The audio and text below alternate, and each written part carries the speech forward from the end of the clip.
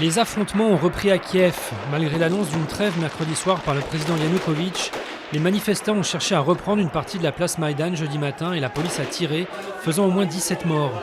Les chefs des diplomaties allemandes, françaises et polonaises ont rencontré Yanukovych et l'Union européenne s'apprête à adopter des sanctions contre des responsables des violences.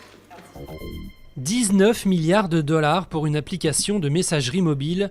C'est le prix que met sur la table Facebook, soit 13,8 milliards d'euros pour acheter WhatsApp et ses 450 millions d'utilisateurs mensuels dans le monde. Il s'agirait notamment d'attirer les plus jeunes, déjà un peu lassés de Facebook. Mais la bourse est sceptique, l'action du réseau social a perdu 2,5% mercredi soir à Wall Street. Des affrontements se poursuivent à Caracas. Le pouvoir a dispersé des centaines de manifestants favorables à Leopoldo López, l'un des opposants de droite les plus radicaux au président Maduro. López doit être jugé pour homicide et incitation à la délinquance depuis une manifestation ayant causé la mort de 3 personnes la semaine dernière. La dompéridone devrait être retirée du marché européen.